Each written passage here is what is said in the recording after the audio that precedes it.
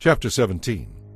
Hoshea son of Elah began to rule over Israel in the 12th year of King Ahaz's reign in Judah.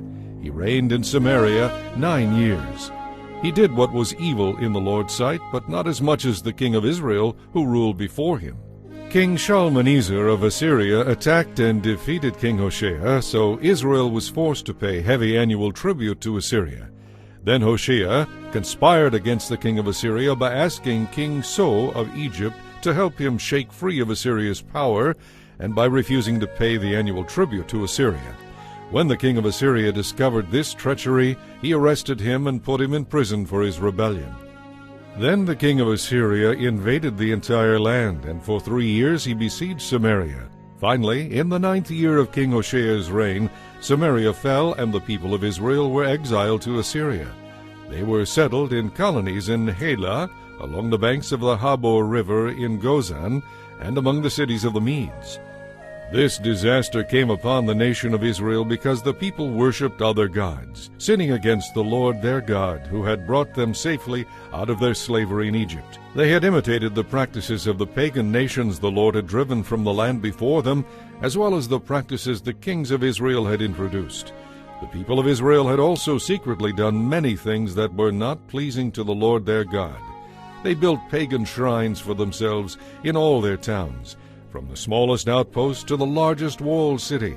They set up sacred pillars and Asherah poles at the top of every hill and under every green tree. They burned incense at the shrines, just like the nations the Lord had driven from the land ahead of them. So the people of Israel had done many evil things, arousing the Lord's anger. Yes, they worshipped idols despite the Lord's specific and repeated warnings. Again and again the Lord had sent his prophets and seers to warn both Israel and Judah, "Turn from all your evil ways, obey my commands and laws, which are contained in the whole law that I commanded your ancestors, and which I gave you through my servants the prophets." But the Israelites would not listen. They were as stubborn as their ancestors, and refused to believe in the Lord their God. They rejected his laws and the covenant he had made with their ancestors, and they despised all his warnings. They worshipped worthless idols and became worthless themselves. They followed the example of the nations around them, disobeying the Lord's command not to imitate them. They defied all the commands of the Lord their God and made 2 calves from metal. They set up an Asherah pole and worshipped Baal and all the forces of heaven. They even sacrificed their own sons and daughters in the fire. They consulted fortune-tellers and used sorcery and sold themselves to evil, arousing the Lord's anger. And because the Lord was angry, he swept them from his presence. Only the tribe of Judah remained in the land. But even the people of Judah refused to obey the commands of the Lord their God. They walked down the same evil paths that Israel had established. So the Lord rejected all the descendants of Israel. He punished them by handing them over to their attackers until they were destroyed. For when the Lord tore Israel away from the kingdom of David, they chose Jeroboam son of Nebat as their king. Then Jeroboam drew Israel away from following the Lord and made them commit a great sin. And the people of Israel persisted in all the evil ways of Jeroboam. They did not turn from their sins of idolatry until the Lord finally swept them away, just as all his prophets had warned would happen. So Israel was carried off to the land of Assyria, where they remain to this day. And the king of Assyria transported groups of people from Babylon, Cutha, Ava, Hamath, and Sepharvaim, and resettled them in the towns of Samaria, replacing the people of Israel. So the Assyrians took over Samaria and the other towns of Israel. But since these foreign settlers did not worship the Lord when they first arrived, the Lord sent lions among them to kill some of them.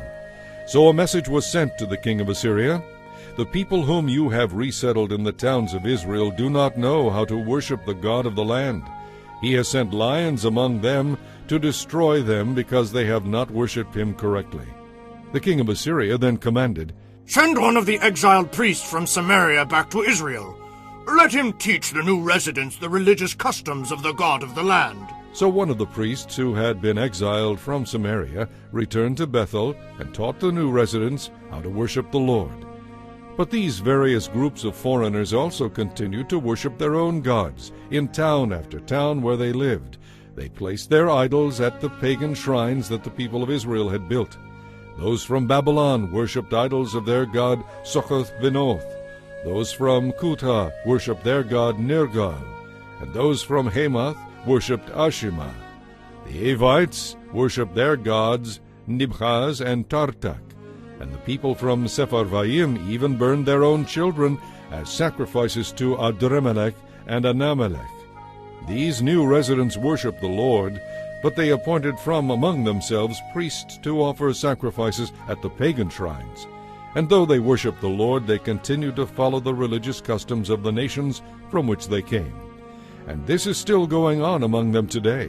They follow their former practices instead of truly worshiping the Lord and obeying the laws, regulations, instructions, and commands he gave the descendants of Jacob, whose name he changed to Israel.